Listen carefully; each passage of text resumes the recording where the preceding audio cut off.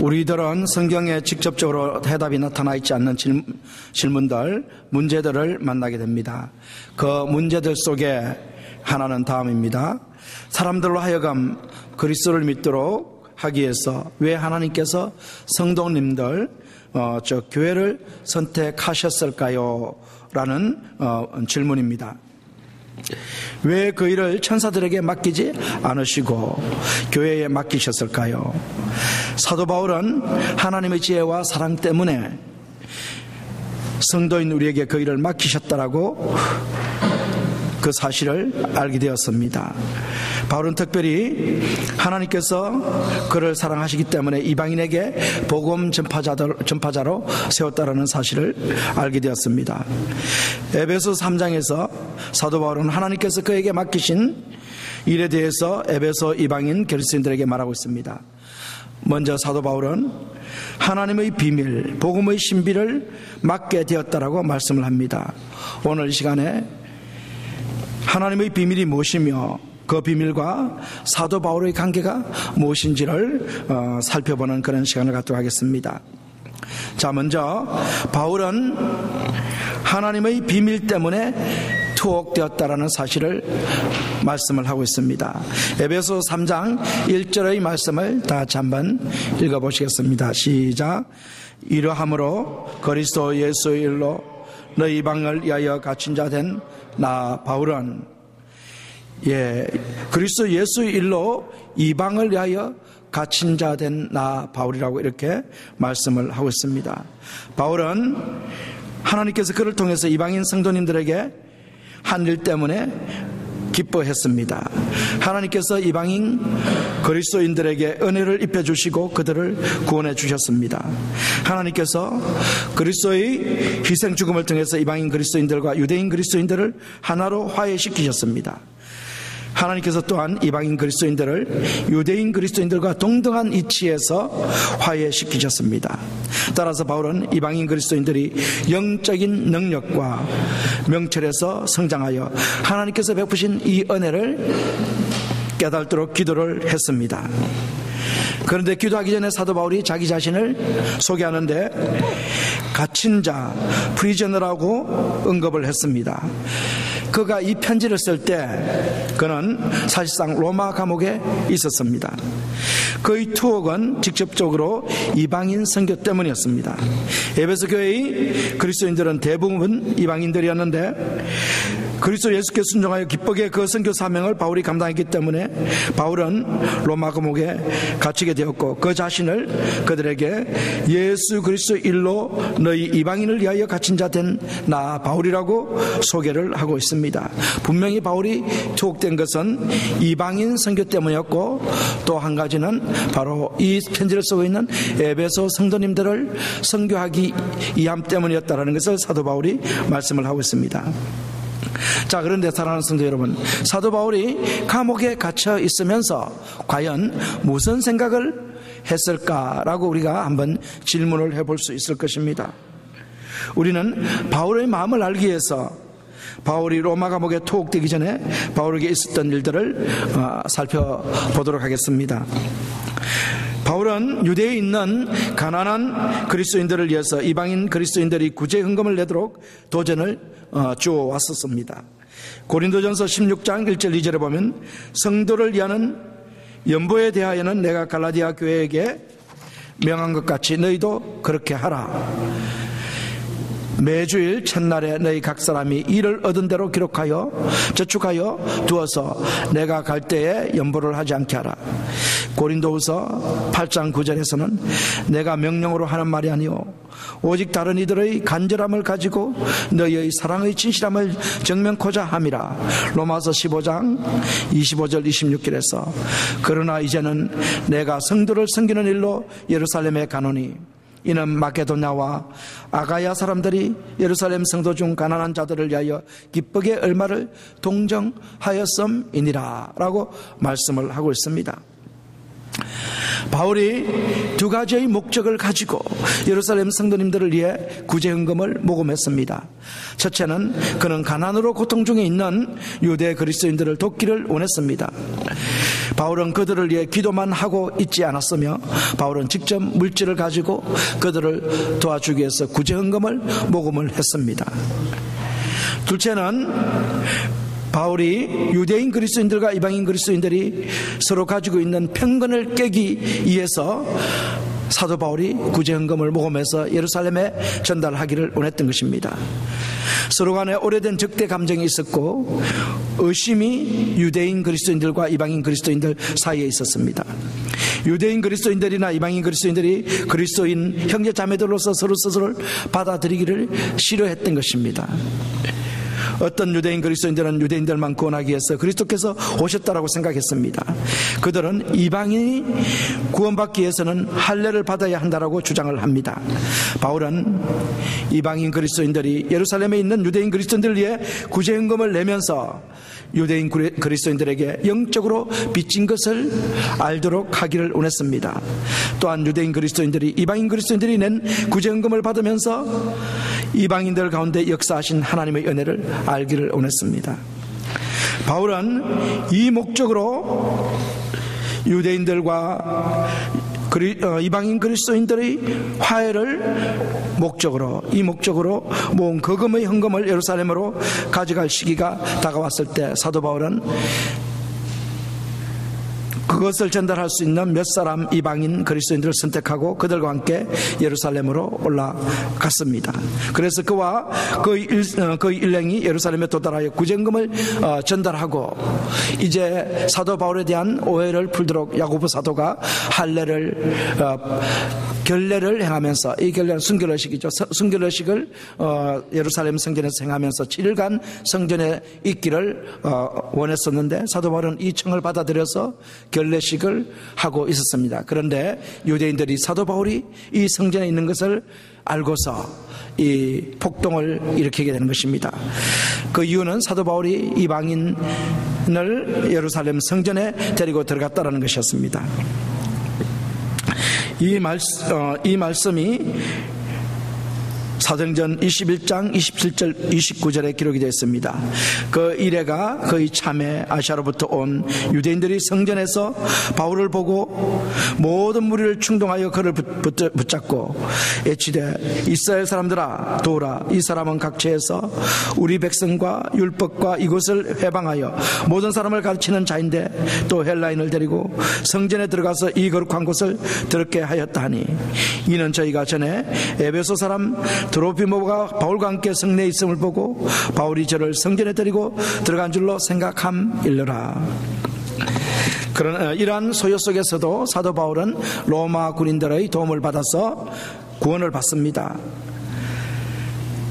자, 그런데 바울에 대한 유대인들의 적대감은 다름 아니라 유대인인 그가 이방인들이 하나님의 구원의 은총을 입을 수 있다라고 전했기 때문에 생긴 것이었습니다. 유대인들만 하나님의 선민으로 생각을 했었는데 사도 바울은 유대인들뿐만 아니라 이방인들도 예수 그리스도를 믿기만 하면은 하나님 자녀가 될 수 있다라는 은혜를 온 세상에 전하고 다녔기 때문에 그들은 사도 바울을 연병, 천하를 어지럽히는 연병이라고 말하면서 사도 바울을 적대시하였던 것입니다. 결국 바울은 그의 고소 사건을 로마 황제에게 호소합니다. 그래서 팔레스틴에서는 그 사건이 마무리 짓게 되고 이제 어디로 가게 되냐면 로마 황제가 있는 로마로 압송이 되어서 로마에서 제수의 몸이 되는 것입니다. 그곳에서 이 사도 바울은 에베소서를 기록을 했습니다. 사도 바울은 자신의 투어 로마 감옥에 인프리즌먼트가 됨으로 인해 가지고 복음을 스페인에 전하려는 그의 계획을 실행할 수가 없게 되었습니다. 로마서 15장 23절을 읽어보면 스페인 선교 계획을 바울이 잡히기 전에 세웠다라는 사실을 알 수 있습니다. 다 같이 읽어보겠습니다. 시작. 이제는 이 지방에 일할 곳이 없고 또 여러 해 전부터 전부터 언제든지 서바나로 갈 때 너희에게 가려던 원이 있었으니, 로마서를 고린도 지역에서 기록하면서 사도 바울은 서바나에 가서 복음을 전하기를 원한다. 그것을 위해서 너희들에게 들려서 성경검을 내가 받아서 가기를 원한다라고 이렇게 로마서 15장에 기록을 한 말씀입니다. 그렇지만 이 사도 바울의 계획대로 되지 않고 사도 바울은 체포가 되어서 로마에 감금이 된 상태로 로마에 오게 되는 것입니다. 자, 이러한 상황 속에서 사도 바울이 과연 로마 감옥에서 무슨 생각을 하고 있을까? 여러분, 무슨 생각을 하고 있을 것이라고 생각이 드십니까? 사도 바울의 생각은 오직 한 가지입니다. 내가 자유의 몸을 얻었든지 내가 감옥에 있든지 간에 오직 주 예수 그리스도와 예수 그리스도의 이 복음을 사람들에게 전하기를 원하는 그 생각밖에 없었다라는 것을 우리가 알 수 있을 것입니다.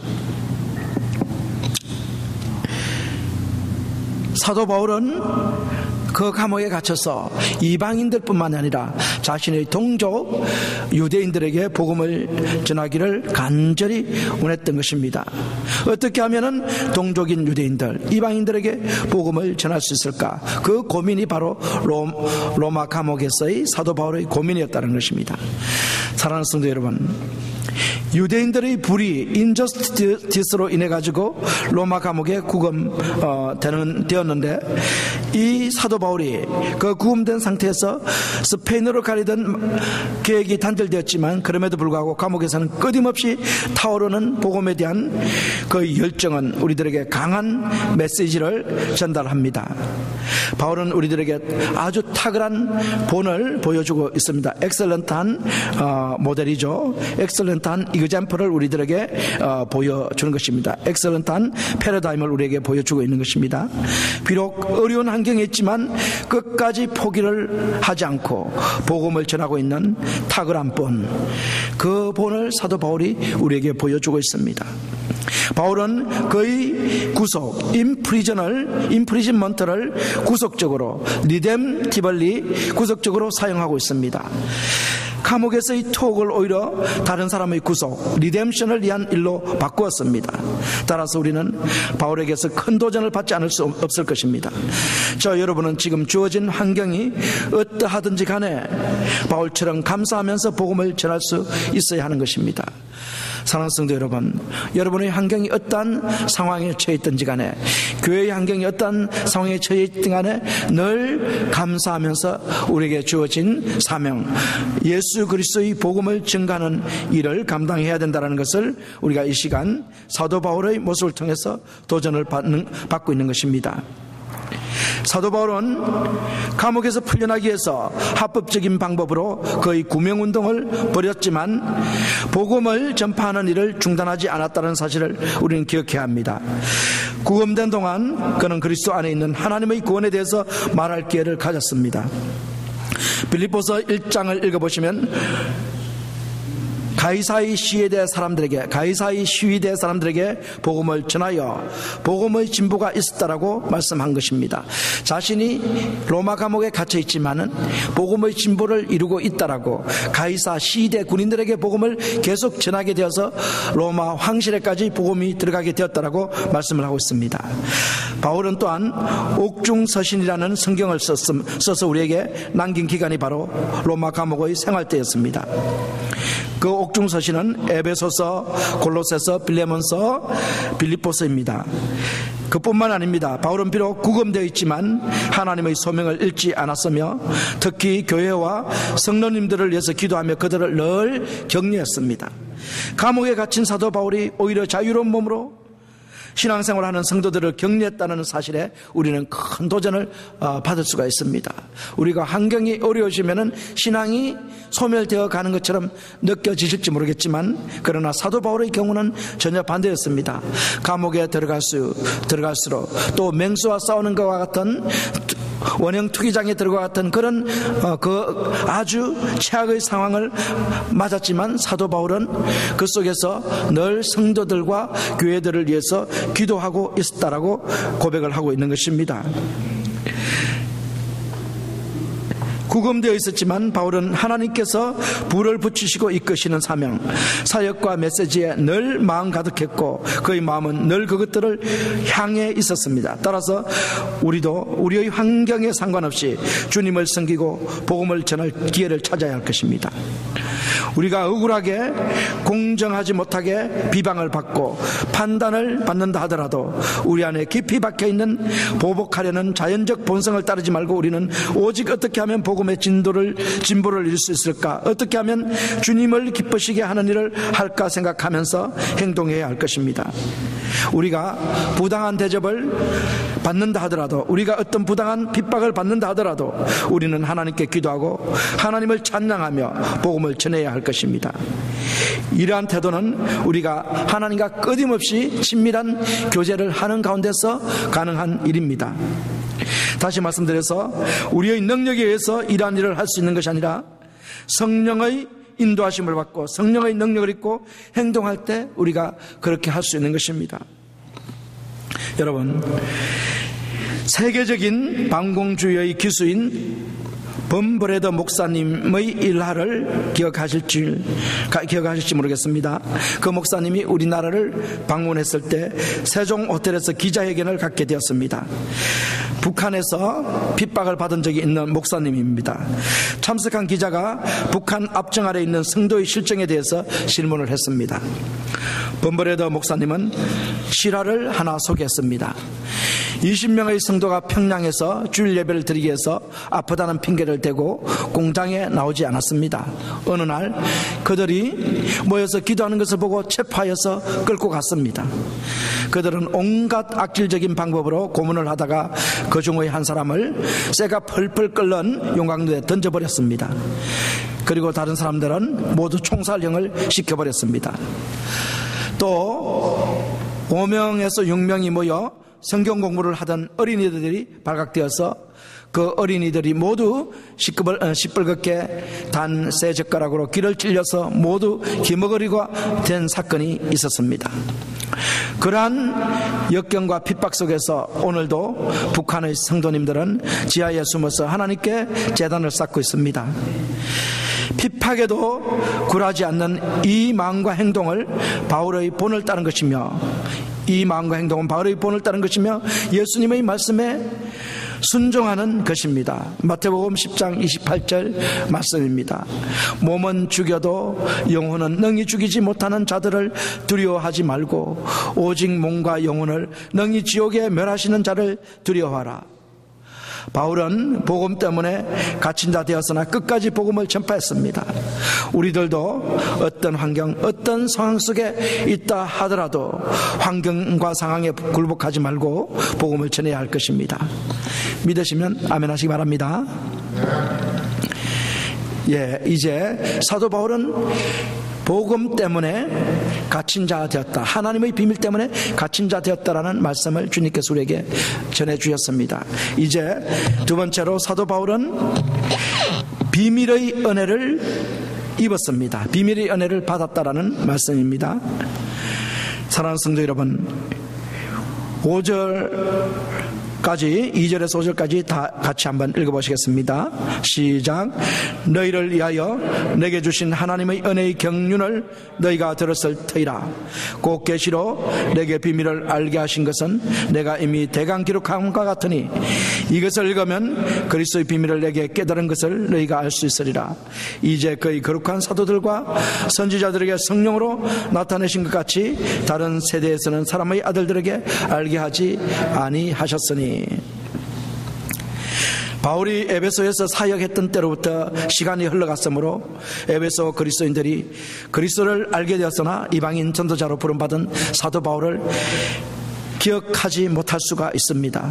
바울은 이 놀라운 진리가, 그런데 그들에게 전한 이 놀라운 진리가 사람에게서 나온 것이 아니라 하나님께로서 나온 것이라는 것을 에베소서 성도들에게 알리기를 원했습니다. 바울은 이방인들 사이의 그의 사역을 하나님의 은혜의 경륜이라고 표현을 했습니다. 하나님의 은혜의 경륜에 따라서 내가 너희 이방인들에게 복음을 전하였노라 라고 말씀을 하고 있습니다. 경륜이란 헬라어로 오이코노미안입니다. 오이코노미안. 집안 관리를 맡은 직분, 정직이라는 뜻입니다.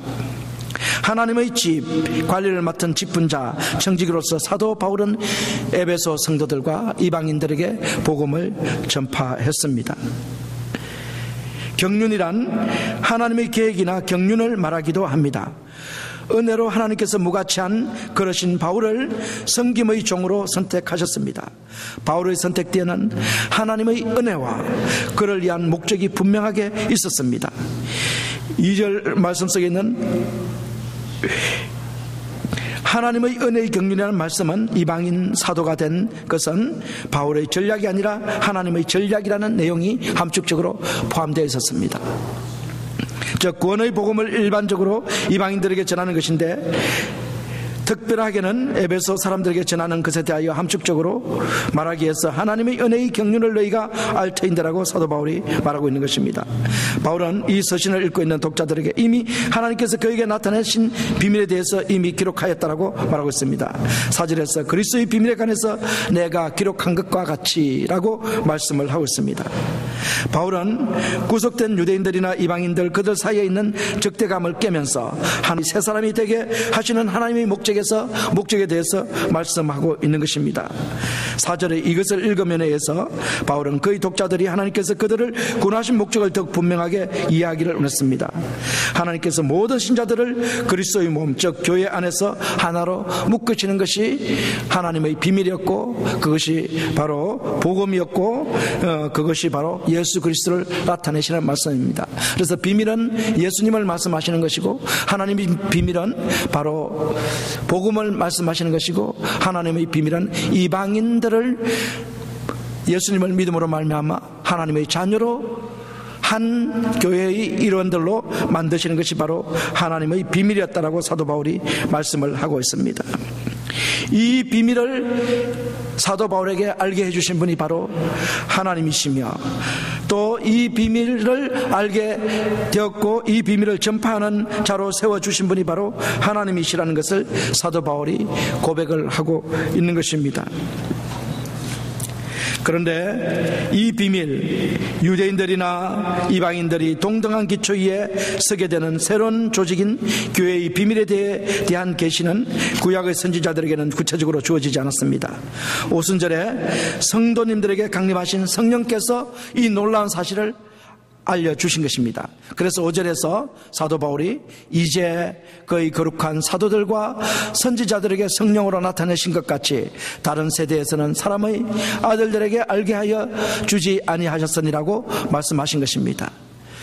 이 비밀을 사도 바울이 알게 된 것은 성령께서 선지자들과 거룩하신 선지자들과 사도들에게 알려주셨기 때문에 사도 중에 한 사람으로서 그가 그 사실을 알게 되었다는 것입니다. 그러나 성령께서 이 땅에 오셔서 우리 안에 내주하시는 이 놀라운 사건이 있기 전에는 이 비밀을 아무도 알 수가 없었다는 것입니다. 어렴풋이 알긴 알았지만 구약의 선지자들은 이와 같이 구체적으로 이방인들이 하나님의 백성으로 포함될 것이라는 사실을 알지를 못했다는 것입니다. 오늘날 이 거룩한 선지자, 거룩한 사도들이라고 했을 때 이 오늘날의 거룩의 의미는 착함, 성도다움을 의미하는 것입니다. 성경에서 그 단어는 하나님께 속한 것, 그에게 별도로 분리해 놓은 것, 그의 목적을 위해 분리해 놓은 것을 의미합니다. 따라서 거룩한 사도들, 선지자들이라고 말씀했을 때 그들은 그리스도 주 예수 안에 있는 하나님의 구속 목적을 선포하는 일을 위해서 별도로 분리해 놓은 사람들이라는 것을 말씀하고 있습니다. 이 사도들과 선지자들이 하나님의 은혜로 하나님의 비밀, 복음을 전파하도록 세움을 받았습니다. 바울이 그분들 중에 한 분이었습니다. 사랑하는 성도 여러분, 우리도 하나님의 은혜를 입고 그리스도를 믿어 구원을 받았습니다. 하나님의 비밀인 그리스도를 소유했습니다. 따라서 사도 바울과 같이 우리도 성령께서 복음 전파하는 사명자들로 세우셨다는 사실을 분명히 기억하시기 바랍니다. 바울은 에베소 근처의 모든 사람들이 구원의 복음을 알았다라고 생각하지는 않았습니다. 마찬가지로 우리들도 모든 사람이 하나님의 구원의 은혜와 하나님의 죄 용서를 알고 있다라고 주장할 수 없습니다. 우리가 만나는 많은 미국인들이 있지만은 이 미국인들이 모두 다 예수님을 알고 믿는다라고 우리가 보장할 수 없는 것입니다. 그리고 인터내셔널 학생들도 마찬가지입니다. 따라서 하나님께서는 아직도 하나님께서 선택하여 세운 그의 백성들, 우리들을 통해서 이 하나님의 비밀을 그들에게 전하기를 원하십니다. 하나님의 아들 그리스도께서 이 일을 위해서 기도하고 계십니다. 우리를 통해서 하나님께서 복음이 전파되기를 원하시며, 또한 주 예수 그리스도께서 우리가 그 일을 효과적으로 전달할 수 있도록 기도하고 계신다는 사실을 믿으시기 바랍니다. 사랑하는 성도 여러분, 여러분들께서는 믿지 않는 사람들에게 민감하게 복음을 전할 수 있는 사람이 되게 해달라고 기도를 하셔야 합니다. 그리고 전도하셔야 합니다. 그러면 하나님 아버지께서 놀라운 구원의 역사를 저와 여러분을 통해서 일으켜 주실 것입니다. 아메리카의 건세 보응사라고 하면 무디 목사님을 빼놓을 수 없을 것입니다. 무디 목사님은 아메리카뿐만 아니라 구라파 전역에 다니면서 대신앙운동을 하신 분이십니다. 이 목사님은 특히 개인 전도를 힘쓰시는 분이신데 매일 꼭 한 사람 이상씩 전도하는 규율을 정해가지고 개인 전도를 했습니다. 하나는 몹시 분주한 중에서 전도하는 일을 잊어버리고 잠을 자려고 할 때에 그 규율이 생각났습니다. 그래서 일어나 옷을 입고 밖으로 나가보니 때 아닌 비가 내리고 있었습니다. 우산을 받치고 깊은 밤에 거리에 서서 사람을 기다렸습니다. 한 사람이 비를 맞으면서 빨리 오는 것을 보고 그 사람에게 가서 우산을 받쳐주며 함께 걸어가면서 복음을 전하여 예수님을 믿게 했습니다. 많은 사람을 어떤 한 시기에 전도하는 것도 중요하지만 매일 한 사람이라도 전도한다면 신앙의 열정이 우리 속에서 계속해서 타올라 올 것입니다. 우리 신앙에 크게 유익이 될 수가 있습니다. 사랑하는 성도 여러분, 우리는 모두 하나님의 은혜로 성령의 사역으로 그리스도를 알고 믿게 되었습니다. 그 은혜를 입은 것은 그 은혜의 비밀을 전하도록 하시기 위함입니다. 자, 이제 우리가 사도 바울과 하나님의 비밀과 관련된 세 번째 사실을 살펴보겠습니다. 바울에게 계신된 비밀의 중심은 세 단어로 표현된다는 것입니다. 세 단어, 6절과 7절을 다 같이 읽어보시겠습니다. 시작. 이는 이방인들이 복음으로 말미암아 그리스도 예수 안에서 함께 후사가 되고 함께 지체가 되고 함께 약속에 참여한 자가 됨이라. 이 복음을 위하여 그의 능력이 역사하시는 대로 내게 주신 하나님의 은혜의 선물을 따라 내가 일꾼이 되었노라. 자, 이 말씀 속에 비밀의 중심이 표현되었는데, 비밀의 중심은 세 가지 단어로 표현되어 있는 것입니다. 세 가지 말씀으로 표현됩니다. 첫째는 함께 후사가 되고, 두 번째는 함께 지체가 되고, 세 번째는 함께 약속에 참여한 자가 되었다. 이방인들이 함께 후사가 되었다는 것입니다. 예수 그리스도 안에서. 이방인들이 예수 그리스도 안에서 함께 지체가 되었다는 것입니다. 세 번째는 이방인들이 예수 그리스도 안에서 함께 약속에 참여한 자가 되었다는 것이 바로 이 비밀의 중심입니다. 사도 바울에게 주님께서 계시하신 이 비밀, 하나님의 비밀 중심이 바로 이 세 단어로 표현이 되는 것입니다. 이 비밀을 위해서 하나님의 은혜에 따라서, 하나님의 경륜에 따라서 내가 일꾼이 되었노라 라고 사도 바울이 고백을 하고 있습니다. 후사, 에어스, 지체는 멤버스, 약속에 참여한 자는 Partners of the Promise in Christ죠. 이 세 개의 단어 속에 보면은 함께라는 접두가 붙어 있다는 것 분명히 기억하셔야 됩니다. 함께. 누구와 함께입니까? 하나님의 선민인 유대인 그리스도인들과 함께 이방인 그리스도인들이 후사가 되고 지체가 되고 약속에 참여한 자가 되었다라는 의미를 표현한 것이 바로 이 함께라는 접두어입니다. 그래서 새 미국 표준 성경 NASB에서는 이렇게 표현합니다. 동료 후사, 동료 지체, 동료 참여자, 펠로우라는 말을 붙입니다. 펠로우 에어스, 펠로우 멤버스, 펠로우 파트너스 이렇게 표현을 합니다. 함께 후사가 되고란 바로 이방인 그리스도인들이 유대인 그리스도인들과 똑같은 형제 자매들로서 하나님의 기업을 물려받게 되었다라는 의미입니다. 하나님 아버지는 편애를 하지 않으신 분입니다. 페이버리티즘이 없으신 분이 바로 하나님 아버지시죠. 그래서 함께 후사를 만들어 주셨고요. 그 다음에 함께 지체가 되었다는 것은 한 몸에 붙어있는 사랑하는 몸의 부분들이라는 것은 서로 사랑하는 몸의 부분들, 즉 사랑하는 형제 자매님들이라는 뜻입니다. 그리고 또한 동료 참여자, fellow partners라는 이 말씀은 복음을 통해서 그리스도 예수 안에 있는 약속의 참여자들로서 유대인들과 이방인들이 공의 하나님의 약속인 재용서와 그리스도 예수 안에서의 교제를 할 수 있게 되었고, 그 다음에 하나님께서 주시는 모든 이 복들에 참여할 수가 있게 되었다는 것입니다. 이 세단은 그리스도를 머리로 하는 성도의 새 공동체, 교회의 특징을 나타내는 것입니다. 1세기 사람들은 한 몸으로 유대인 그리스도인들과 이방인 그리스도인들이 연합되는 것을 보고 놀랐습니다. 그러나 이것은 하나님께서 믿는 모든 사람들을 영접하시는 복음의 진리의 결과입니다. 그 연합은 이방인 그리스도인들이 교회 안에서 유대인 그리스도인들과 동등한 권리를 가지고 있음과 또한 동등하게 하나님의 자녀로서 교제할 수 있음을 보여주는 것입니다. 구약에서 이방인들이 하나님께로 돌아오고 구원을 받을 것이 선포되었습니다. 이방인들이 하나님의 언약의 백성들과 함께 동일한 기초에서 하나가 되었다는 사실은 새롭고 기대하지 않았던 사실입니다. 그러나 이 사실을 유대인들도 이방인들도 몰랐지만 이것이 사도 바울에게 계시된 복음을 통해서 이루어졌다는 것입니다. 7절에서 바울은 이와 같은 비밀을 선포하는 그 사역이 하나님께로부터 온 것이라는 사실을 말하고, 바울은 이 복음의 일꾼이 된 사람이라고 말하고 있습니다. 일꾼, 종이란 과연 무엇일까요? 식사 테이블 곁에서 서서 심부름을 하는 사람을 말합니다. 복음을 위해서 이방인의 테이블 곁에 서서 심부름을 하는 웨이터가 바로 종입니다. 이 직분을 바울이 스스로 가진 것이 아닙니다. 또한 이 일이 자격과 가치가 있어서 된 것도 아닙니다. 그가 복음을 위한 하나님의 종이 된 것은 하나님의 은혜로 말미암은 것입니다. 하나님께서 은혜로 그를 복음의 종으로 선택을 하신 것입니다. 바울의 극적인 변화는 하나님의 은혜였습니다. 그는 십자가의 원수였는데 하나님께서 그를 십자가의 복음을 전하는 일꾼으로 세우셨습니다. 이것이 바로 은혜입니다.